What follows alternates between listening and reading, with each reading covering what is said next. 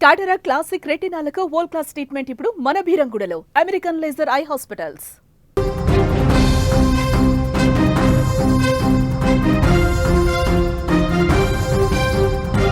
వాహనదారులు ట్రాఫిక్ పోలీసులు కనపడితే కంగారు పడతారు. ముఖ్యంగా చలాన్ పడితే తర్వాత ఎప్పుడైనా కట్టుకోవచ్చులే, పోలీసులు పట్టుకుంటే చూద్దాం అంటూ చాలామంది లైట్ తీసుకుంటుంటారు. బండి అమ్మేటప్పుడునో లేదంటే ఏదైనా ముఖ్యమైన పని ఉందనో తప్పనిసరి అయితేనే కట్టడం ఇప్పటి వరకు మనం చూసాం. అయితే ఇకపై ఇలాంటి నిర్లక్ష్యం అస్సలు కుదరదు. వాహనదారులారా, ఆలస్యం చేస్తే భారీ మూల్యం చెల్లించుకోవాల్సి వస్తుంది. కేంద్ర ప్రభుత్వం ట్రాఫిక్ నిబంధనలు, చలాన్ల చెల్లింపు విషయంలో చాలా కఠినంగా వ్యవహరించబోతుంది. మీరు చలాన్ కట్టకపోతే మీ వాహనాన్ని స్వాధీనం చేసుకునే అధికారం కూడా పోలీసులకు ఉంటుంది.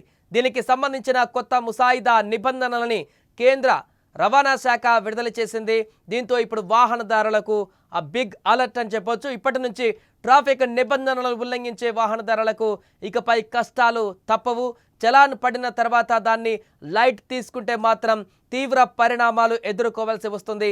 కొత్త రూల్స్ ప్రకారం చలాన్ పడిన తర్వాత 45 రోజులలోగా దాన్ని కట్టేయాలి. లేదా మీ తప్పేమీ లేదని భావిస్తే 45 రోజుల్లోపే అప్పీల్ చేసుకోవాల్సి ఉంటుంది. ఈ గడువు దాటితే మాత్రం అధికారులు కఠిన చర్యలు తీసుకుంటారు. ఇంతకుముందు ఈ గడువు 90 రోజులుగా ఉండేది. ఇప్పుడు దాన్ని ఏకంగా 45 రోజులకు తగ్గించడం జరిగింది.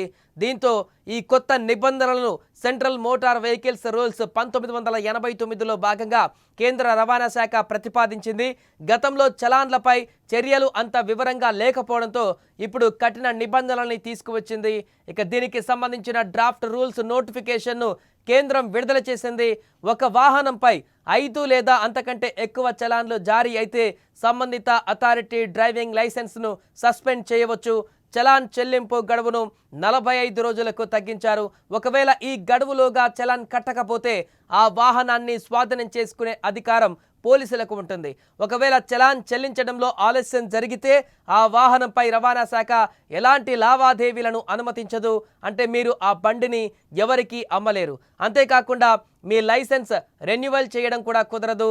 లైసెన్సులో పేరు మార్పు, చిరునామా మార్పు వంటివి కూడా ఏమాత్రం చేయలేరు. సాధారణంగా చలాన్లు వాహన యజమాని పేరుతో జారీ అవుతుంటాయి. అయితే ఇకపై ఒక మార్పు తీసుకువచ్చారు.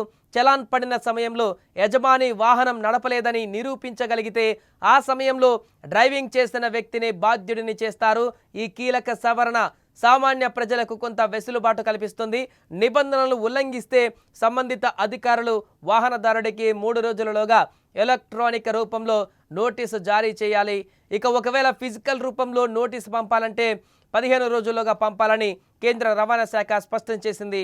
ఈ చలాన్ల జారీ, చెల్లింపు, అప్పీల్ వంటి అంశాలన్నీ కూడా డిజిటల్ మానిటరింగ్, ఆటోమేషన్ ఆధారంగా వేగవంతం కానున్నాయి.